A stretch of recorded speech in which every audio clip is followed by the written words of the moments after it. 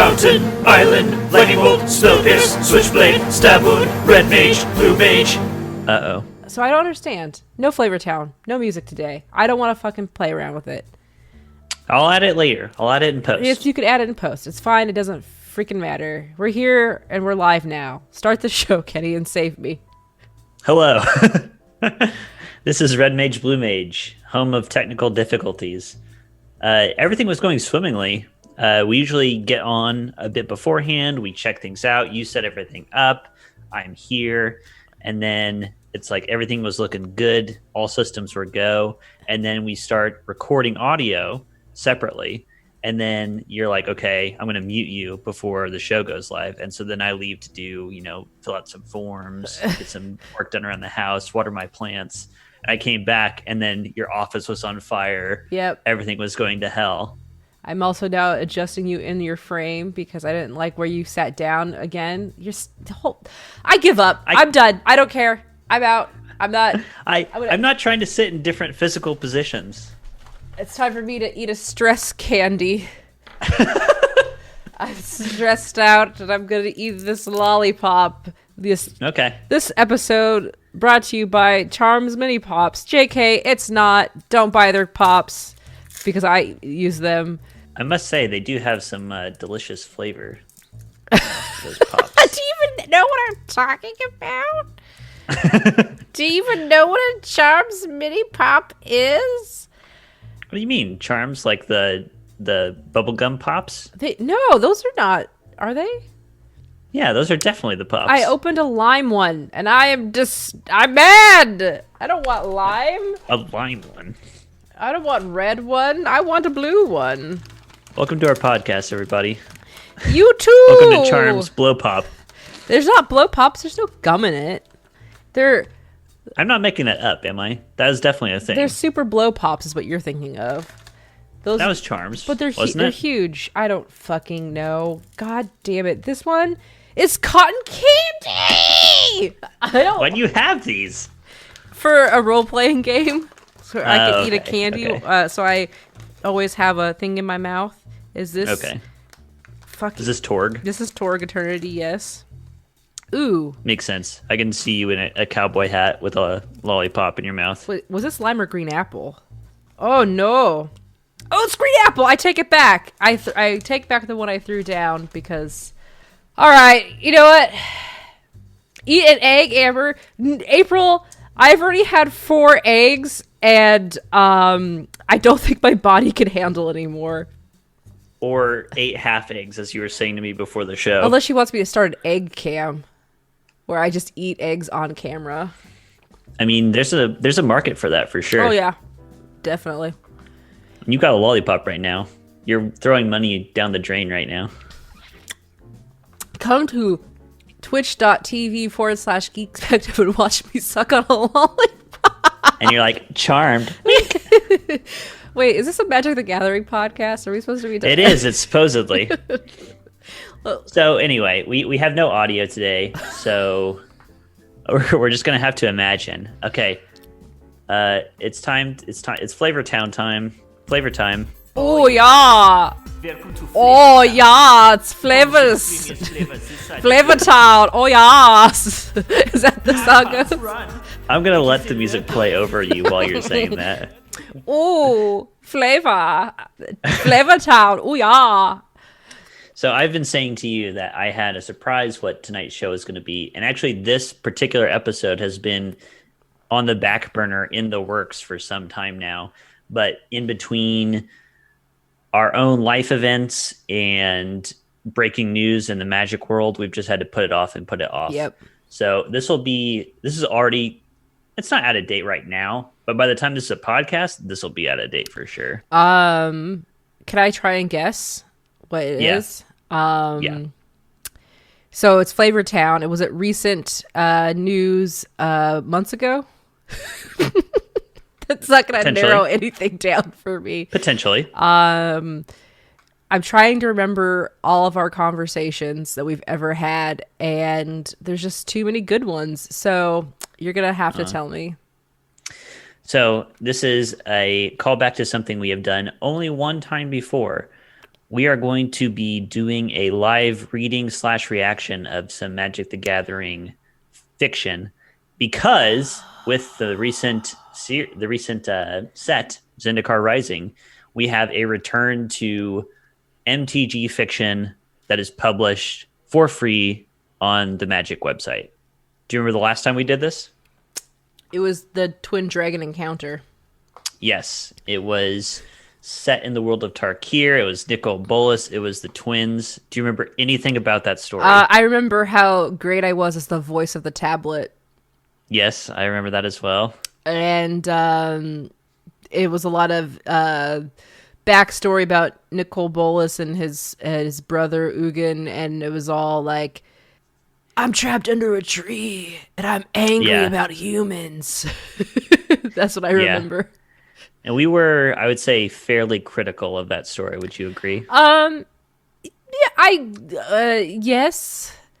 I was entertained, so it was okay. Sure. But we wound up talking in the future as well about how we would treat the Magic story and what we wanted out of the Magic story. Yeah, I think maybe hindsight, looking back on it, maybe it's just because I had a good time reading it out loud is why I'm like, I had a fun time. But I don't know if as a piece of fiction, I was like particularly drawn to it. Gotcha. Well, we're going to see what the new story is like. I have not read this at all. So this will be my reaction as well. We will, I think, likely not get through all of this particular story, which is fine. We can either come back to it or just leave it as is and leave our comments. Are you ready to begin? Is there a place where I can read along, or you want me to be blind? You can read along. So everybody at home can read along as well. This is called Episode 1, In the Heart of the Skyclave by A.T. Greenblatt. Okay, you got to say that again. Episode 1, In the Heart of the Skyclave. The Heart of the Skyclave. You have to read more dramatically, Kenny. By A.T. Greenblatt. I haven't started yet. Okay, I'm opening. Me. Okay. Oh boy. Are you there? Yeah, I'm ready. I'm already reading. Highly recommend that you go check this out because you'll have lovely images to accompany the text. Oh yeah, look at that. So feel free, please. You should stop me if you want to stop or have comments or questions or concerns. Wait, what do you mean? As I'm reading, if you're like, I want to talk about something. Okay, yeah. I'll punch you from across the internet. Okay, perfect. Ready? Yes. Nahiri studied the rising skyclave before her, where it floated vast, imposing, and ruined. She remembered when it was beautiful. She stood on one of the impossible precipices of Akum, a jutting of rock extending like a long gravity-defying finger. We've got a question. What is Akum? This is a place in Zendikar. Okay, continue. A lava field was spread out before her feet, and the hot air carried the scent of molten metal. Okay, I like that. Ancient core strongholds like this one had begun appearing all over Zendikar in the aftermath of the war with the Eldrazi. I like that. I like Eldrazi. Eldrazi are done. Oh, get out of here. I love it. A+ story. Suddenly, these grand crumbling structures were revealing themselves after being lost for centuries. As they rose, so did the secrets they carried within. So I don't know much about this story. I know there are things called skyclaves, which are like floating cities that have been buried for a long time. Yes. Is Nahiri a well-known character? I think I've heard that name before. So she's a planeswalker. She is native to Zendikar. She was one of the 3 ancient planeswalkers that sealed the Eldrazi on Zendikar. Okay. So it's her, Sorin, and Ugin. Okay. The Eldrazi were running rampant, and they're like, let's use Zendikar's rich, delicious mana as a trap. We're going to trap the Eldrazi here, and they're just going to be sealed away. And they broke out, wrecked her world, and she's upset about that. Okay. All right. Nahiri smiled. With those secrets, she was going to change the world. I remember you. No! What's the voice? Just say the words like you normally would. I can't win. I do voices, I get criticized. I don't do voices, I get No, you'll be criticized. fine. Just read normally. Fine. I remember you. She told the skyclave floating in front of her, and all your power.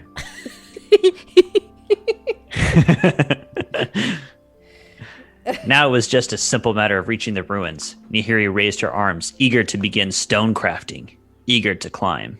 So Nihiri's a lithomancer. She's a stone shaper. Okay. But she was too focused on looking up, looking ahead. She didn't notice what was happening below. She'd foolishly thought that defeating the Eldrazi had slowed the chaos of Zendikar.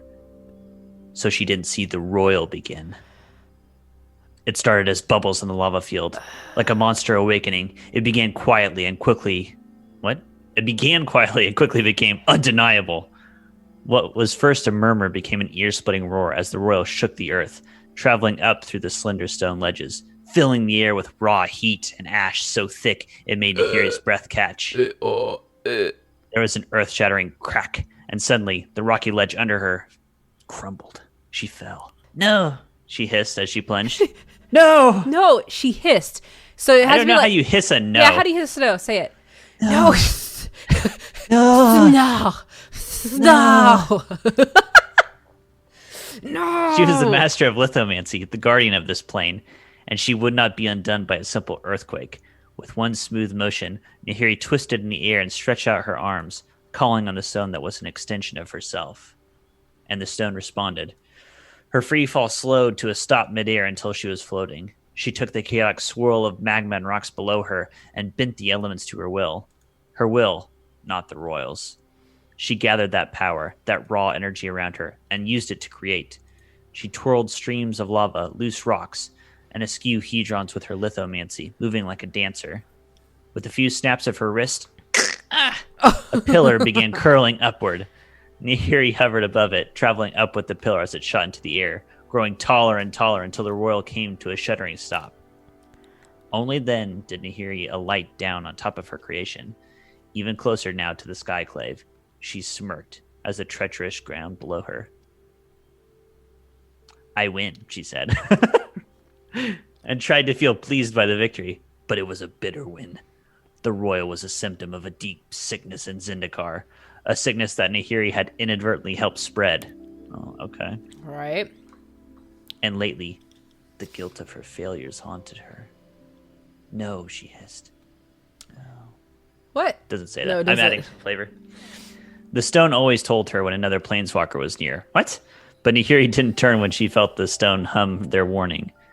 There was someone behind her on the pillar in the sky. Oh, so this is like Toph. Yes? So what? As a critical as thing, it's like I feel like. So how long is the story for one thing? I'm just gonna zoom down. Okay, so it's like a page. But it was episode 1. Yes, it's episode 1. This is like I don't know. If you just read through it, I bet it would be like a 15-minute read. So it's hitting one of those things where I feel two things are happening already. So we'll do critical analysis already. One, I wish I didn't know what the royal was or that it was given a name. I wish this was just something that she was dealing with. Yeah, I agree. 2, I wish it was revealed in a more like discovered way, like an organic way. Like, and then also at the same time, that could have been like more impactful about why she inadvertently spread it. How? Why? Like, she starts to feel guilty about it. But I don't know. Are you supposed to come into these stories already kind of knowing the backstory of what's going on? I mean, that's a good question for us. Like, if you were making the Magic the Gathering story, would you want people to already be on board and know what's going on? I think you would need to write it with the understanding that you have new users who don't know what the hell's going on. Right, and that's why I feel like it's almost like she has to have another character to talk to before they start explaining her. I don't know, whatever. It just seems it definitely is exposition-y already. So I agree. I think that this is where sometimes I feel like the product kind of gets in the way, where it's like we need to make mention of the royal because that's an important idea. And they just say, the royal erupted below her. Well, what's a royal? Yeah. This is not to toot my own horn. It's more just to say, like, what I personally like. When I did my fanfic of magic stuff, which had to do with Elspeth and Theros' underworld and Athreos and Ashiok, it's a long time before any of these names really get mentioned. Yeah. Because it's just like you're in the shoes of the protagonist, you're just experiencing what's happening, and eventually it connects to the bigger magic story.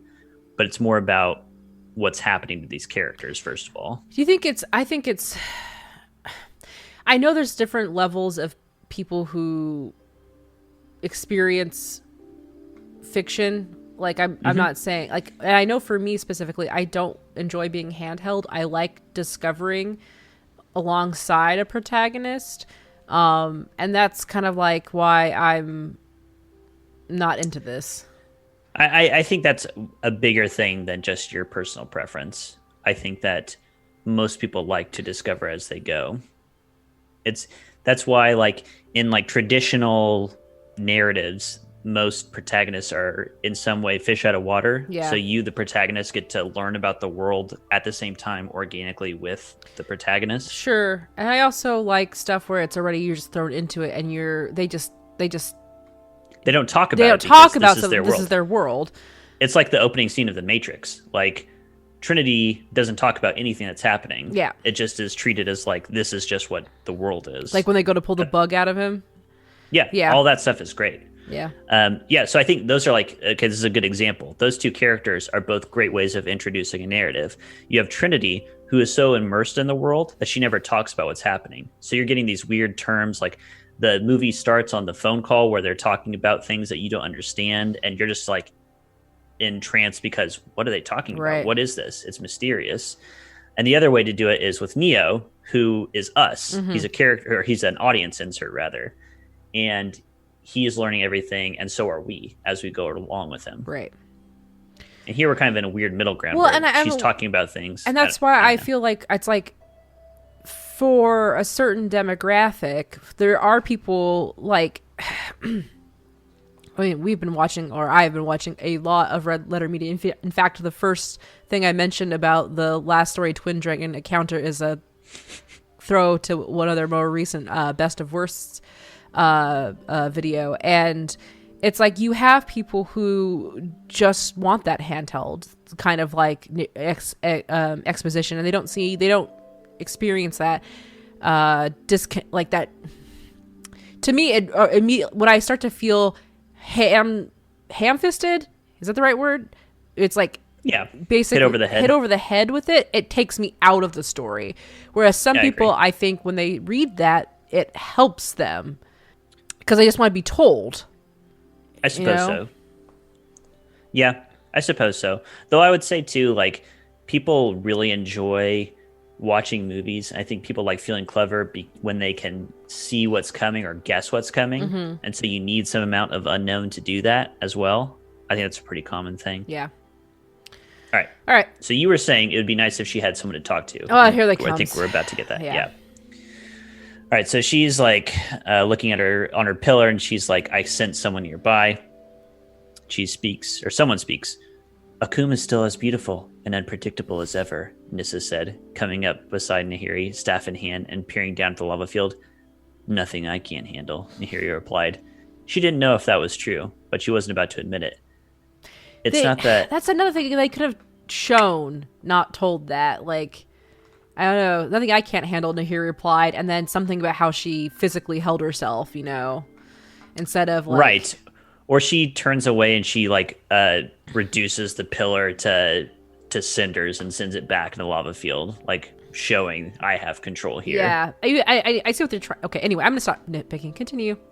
No, that's what this segment is about. Is us looking at this and breaking it down a little bit. It's not that this place, Nissa stammered. Nahiri raised an eyebrow as the diminutive elf struggled to find words. When I hear the word diminutive, I imagine like 3 inches. I don't like words that are unnecessary. She's short. Yeah. Right, Nissa took a deep breath and said, what I mean is, I grew up with the royal. It's not something you can tame. So Nissa is from Zendikar as well. Gotcha. You don't know me then, said Nahiri with a prick of anger. Yes. I'm just thinking of The Walking Dead. It's just like everybody's like, you don't know me. You don't know who I am. You don't know what I've been through. You don't know what I've been through. Right. Okay, fine. We don't. Nissa raised a placating hand. I meant no offense. I saw you during the battle with Nicol Bolas. How you command the stone. You were amazing. You were there, Nahiri asked, uncoiling a bit at the compliment. Oh, yes, the tree. I remember. Nissa flushed with embarrassment. That encounter did not end well for the ancient tree of Ravnica. So again, you have to know what happened. Yeah. Nahiri redirected her gaze back up toward the skyclave. There are some battles I prefer to never fight again. Yes, Nissa said, and some battles that still need to be fought. She was calmly studying Akum stretched out before them, vast and tumultuous, but her voice was thick with emotion. Why did you ask me to come here, Nahiri? Why did you ask me to come here, Nahiri? When I was young, this land was peaceful. There was none of this. Nahiri gestured at the ground, wrinkling her nose in disgust. Far below, there were bubbles rising from the lava again, heralding another earthquake from the royal. The Eldrazi caused an unspeakable amount of damage to this plane. They're both from this plane? Yes. So then she didn't need to tell Nissa that the Eldrazi did this? No, although Nahiri is quite ancient. She's like from before the mending, so she's like thousands of years old at this point. Okay, and Nissa's what? A wee bab? She's She's an elf, so she's like, I don't know, hundreds of years old, I guess. Okay. I don't really know. Guilt swelled in Nahiri again. She should have never listened to Ugin and Soren. She should have found a different plane to trap the Eldrazi in millennia ago. Ugin? Who's Soren? It's fine. I'm fine. Yeah. This is fine. This happens in books all the time. Yeah. Especially like long form narratives like this. Yeah. Yes, Nissa said. I can feel Zendikar's hurt. It haunts me. She stared at something far in the distance, but her face was full of grief. What does that mean? She stared at something far in the distance, but her face was full of grief. Does it matter that she's staring off at something in the different distance? Because now I'm like, what'd she see? Okay, I'm also kind of like this is just something I would talk to a student about. Like the way this sentence is set up, this is very like ground level, sentence level. She stared at something far in the distance, but her face was full of grief. So the but in that makes it sound like these two things work against each other. Yeah, it's like to me, it's but like they don't. So it's supposed to be she stared off something. I would say she stared off at something far in the distance, trying to keep herself focused from succumbing to grief. Right. Or you could just say she stared at something in the distance, her face full of grief. Yeah. Like they work together. Yeah. I might have a solution, Nahiri replied, inclining her head toward the skyclave. Something that will heal Zendikar. Nissa blinked. You do? She blurted in surprise. And then awkwardly added, sorry, I mean you're not exactly known for healing. And what you did on Innistrad. Okay, so now this has now become a pattern of like narrative dump. Yeah. You know what I mean? Yeah. Of like, remember this thing that happened? Remember that thing Remember that happened? when we were here? Remember my tree? Right. Nahiri raised an eyebrow. Says the person who set the Eldrazi free. I didn't. The elf stammered, but Nahiri raised a hand. We've both done things that have caused great damage. Let's try to undo some of it. Is Nissa a nervous character? I don't really know. I've never really read her as like a stammering, blustering persona. Does she just want to get it from Nahiri? I mean, it's reading that way. Sculpt a stone for her or something? I don't know what's going on here. Yeah, I'm definitely not, especially with this next sentence. Nissa blushed, nodded. Why now? I mean, you're old enough to remember when the Skyclave was built, Nahiri thought. Nahiri hesitated. No matter how far I've traveled, she replied finally, or how long I've lived, this place has always feels like home, Nissa said quietly. Are you laughing at my reading or at the way it's written? You're reading like home. Nahiri's lip quirked upward. Exactly. She pointed to the skyclave before them. Our answers are up there. She smiled mischievously. Shall we raise to the top? Best Indikari wins. Yeah, this is very flirtatious, I would say. Oh, and as we ran, all of our clothes fell off. Oh no, the royal! It's getting hot in here. I'm As the so lava sweaty. bubbles up, Oh. it's getting hot. I don't like that because, like, so far Nahiri has been like super guarded and hesitant and closed off, and now she's like, "Let's race." It's not getting better for this porno reading that we have here. Nissa didn't respond. She just broke into a sly smile, stretched out her hands, and shot long, thick vines upward. The brambles streamed toward the Streamed. skycliffe, almost too quick for the eye. Thick, ropey streams of brambles. Oh no! Almost But not too quick for the eye. But not faster than Nahiri. In a blur of movement, she used her lithomancy to create a stairway, and then she was running almost as fast as she crafted, grinning madly. She glanced back and saw Nissa struggling to keep pace, slowly falling behind, and laughed.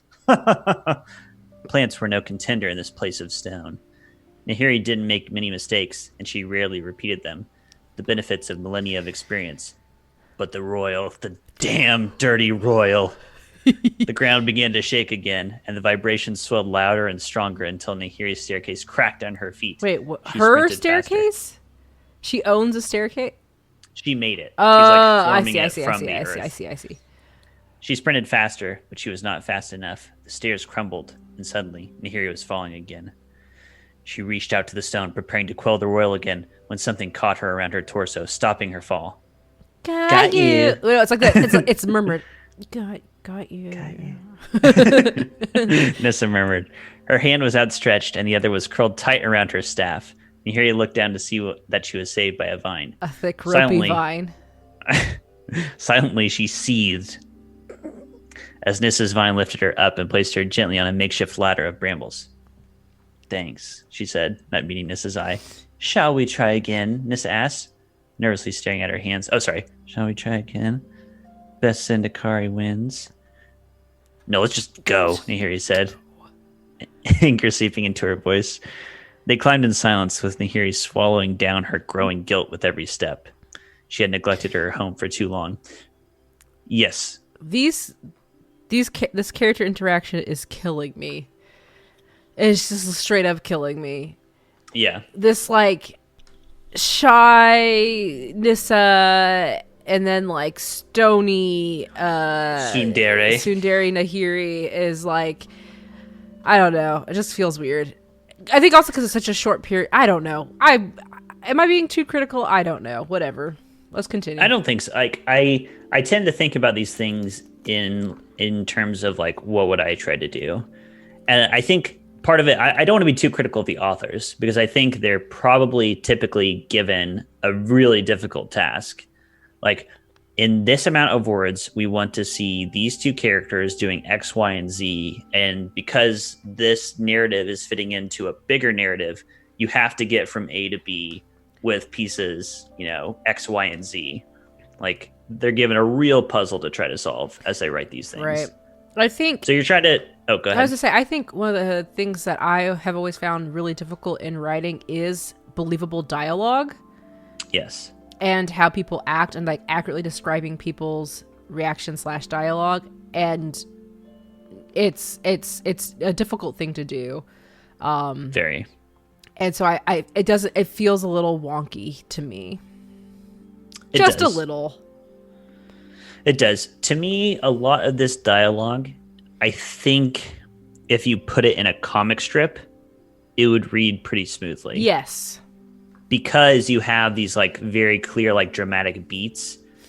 And this is one thing, I don't remember if I mentioned this. I think I probably did. When we've talked about the way things are described in plain text like this in Magic the Gathering, or other fantasy stuff where you're trying to show magical combat or magical stuff. Mm-hmm. It tends to be so focused on the visuals that it doesn't quite work for me personally when it's just put into written. To me, I read that thing of how, like, this ascent of the Skyclave is supposed to go, and it reads to me like a storyboard more than it does like a good written piece depicting some action. Right. Sure. I don't know if that makes sense. Yes, really. it does.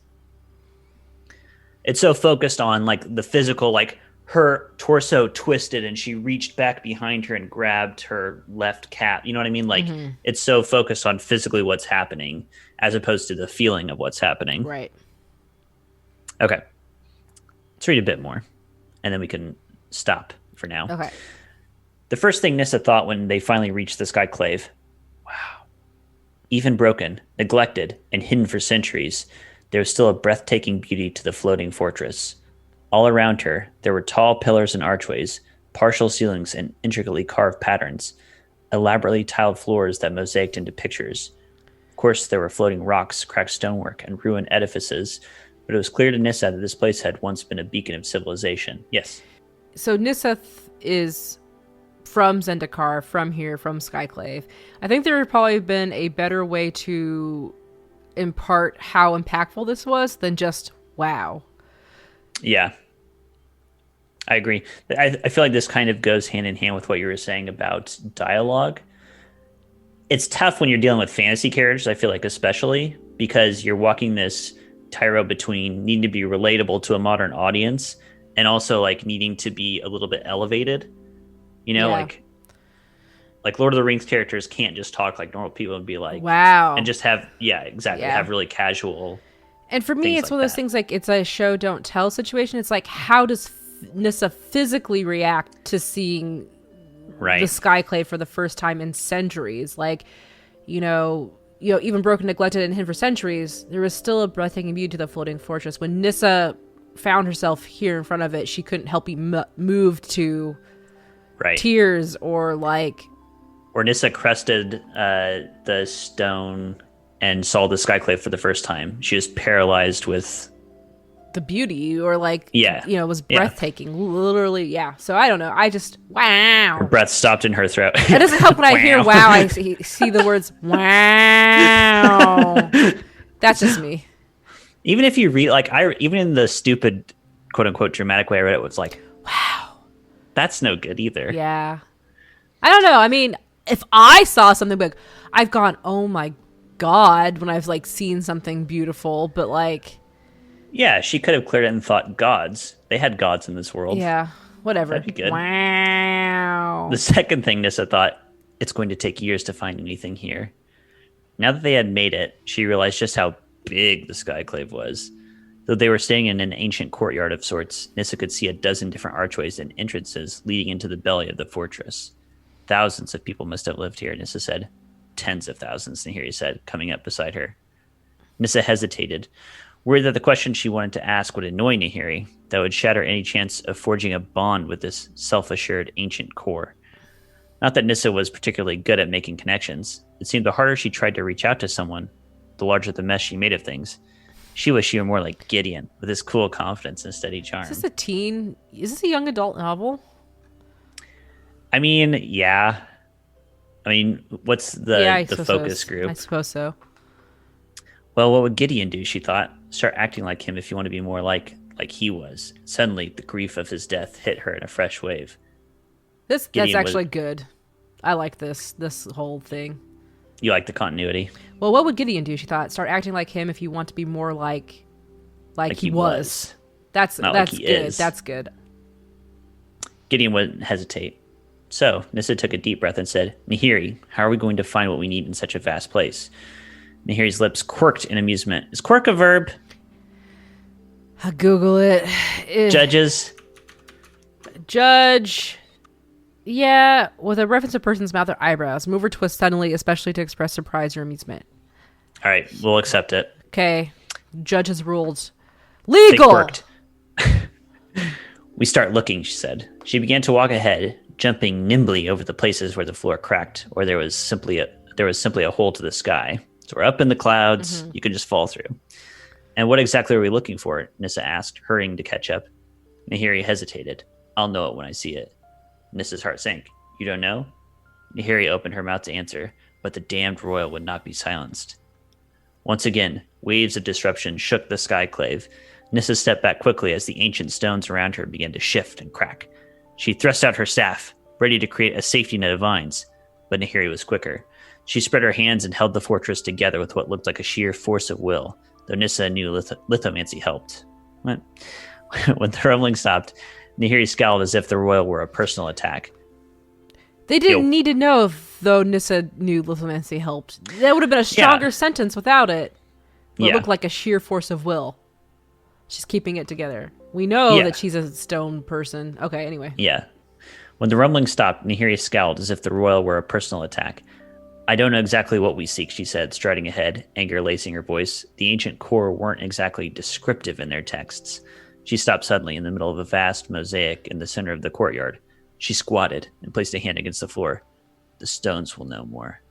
Nahiri closed her eyes, and Nissa waited, unsure of what to do.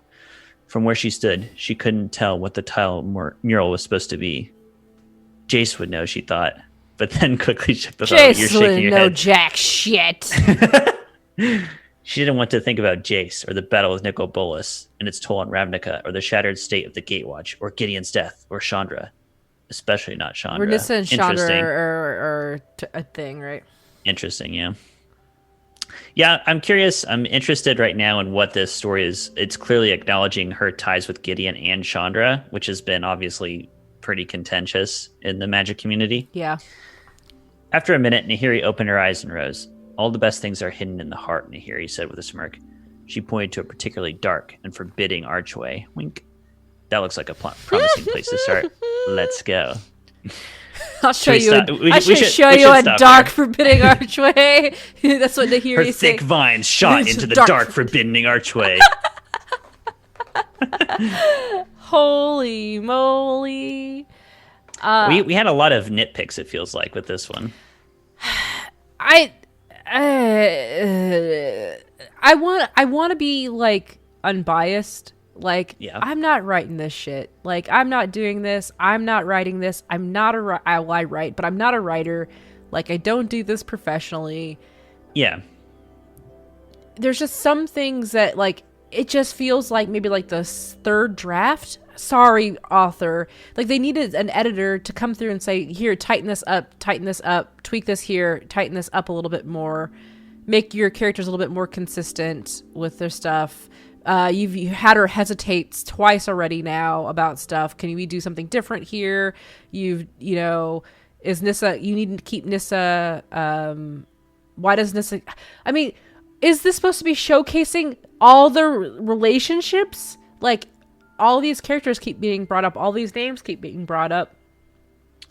Yeah, I feel like I want it to be, my biggest thing, I guess I would say, is I want it to be more focused. Yes. Like, this particular story, just this episode, this chunk, what is the story it's trying to tell? And again, not like just tooting my own horn on the fan fiction I wrote, but that was the idea there where it's like, I have this one kind of statement I want to make about this one character. Right. That's what this story is. There are a few other magic characters in here, right, but they're incidental or they're posing as threats. I'm not just referencing other things that happened here. I'm spotlighting this one character. Like, why is Nissa here? It doesn't say. Nahiri called her here, I guess, it seems like. Did she? Because she said that usually the stones let her know when a planeswalker is around, and the stones weren't able to. Looking as well. Yeah, I'm looking too. So she was trying to get to the Skyclave. She does say, "Why did you ask me to come here, Nahiri?" Oh, there you go. Okay. Missed it. It's very quick. And it does seem to go against, like, her sudden appearance and, as you say, Nahiri being, like, suddenly realizing somebody's here with her. Right. So it's like, okay, why did you call me here, Nahiri? Did Nahiri explain? No. It's not clear what's going on here yet. Now, granted, in my guessing right now, that's going to be the point of this episode, is to establish what are the Skyclaves, what are we here to do, right, what's going on exactly. Yeah. I don't know. I'm feeling a little bit lost because, like, my thing is, like, I tend to see things always through the lens of GMing now and running these campaigns on these story arcs and yada yada. And one of the things that I try very hard is when a character asks, why am I here? typically people don't trust that at all if you don't give them something. And usually you have to give them that call to action to motivate them to do something. And so if you have a character show up because they're summoned by somebody they have a tenuous relationship with at most, unless it's already established that this person is like in love or has some other motivating factor to go along with this other character, why the fuck are they going to help? Right. It doesn't make sense. And as a reader reading this, to me, I'm like, Nahiri's being super like brush off with Nissa. Yeah. So why would Nissa even try to help? Oh, we're both Zendikar people, so we'll help each other because we're both Zendikari. I guess that's the bond. That's the motivation for me. But like for me, it's even like, because I don't have that for myself. It's still hard for me to like. Yeah, I mean, clearly they're trying to establish these characters share a guilt about bad things they've done in the history of Zendikar. Right. Bad effects that they've had. And to me, it's more satisfying if you have one character who's not willing to give and the other one's trying to give and pull out. And it would have been nice to have seen Nissa try to pull out information from Nahiri or vice versa. But Nissa is shy and scared and held back, and Nahiri is closed off anyway. So it's like you have taciturn. So you have two closed off characters together. Right. It's like, watch The Witcher. Why does Dandelion and Geralt go together so well? They are... Right. One character is the character who's like, hey, buddy, we're doing cool things, so it's cool, and blah, blah, blah, blah, blah. You're cool, blah, blah, blah, blah, blah. Well, exactly. I mentioned Tsundere, Nahiri having that character type. That works well with a character who is like sunshine and rainbows and like way too like aggressively like cheery and chipper. Right. You know what I mean? Right. It doesn't work with somebody who's like nervous and shy and submissive. And maybe something changes and we just haven't given enough time to read through it. That is the thing. We haven't got through the whole thing. So maybe that changes and Nissa becomes more... I mean, they're all dealing with grief, blah, blah, blah, blah. But it's like, let's just sit down and have some tea. Oh, wait, the royal's in the way. Never mind. Also, my thick, ropey vines keep getting everywhere. There's a little too much going on, it feels like. Like I said, my biggest thing, aside, like we're doing some nitpicking, but the real thing I have to say is that I want it to be more focused down on saying one particular thing. Right. And again, this is not the author's fault, because I'm sure they have a document that says you need to reference these things, you need to make callbacks to these characters, you need to do X, Y, and Z. Right. And there's only so much you can do with that. Right. It's interesting because there is an interview for Tabletop Babble that's coming out where I talk with somebody about this kind of problem we see in things where it tries to be everything for one thing, and it's better to be more focused on what your thesis is. So what's the thesis of this story? Like, in my mind, it's Nahiri deals with guilt over what she's done to Zendikar. Okay. So we can keep reading it. I'm up for it because I want to get a better writer, and one of the better ways to get better is to read more and definitely pick it apart. And I don't think A.T.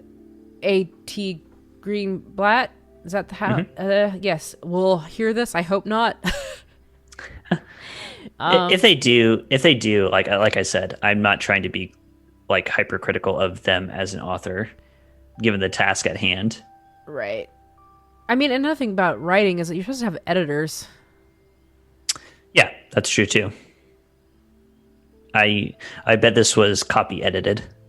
But not content edited? That's my guess. Yeah. Yeah. Maybe looked over for like factual things. You know what I mean? Yeah, like sure. Somebody looking over it, looking for, does this match the lore that we have? But even then, like War of the Spark, the novel got published, and what a mess that was for the lore. Oh, Lord. Anyway, so we may come back to this. I do find it really interesting. One thing I always tell my students when they're writing, because we also will look at like student writing from previous semesters anonymously, and they'll look at it and they'll pick it apart. And they're usually pretty good at telling me, this is what's going wrong. This is what the student needs to work on.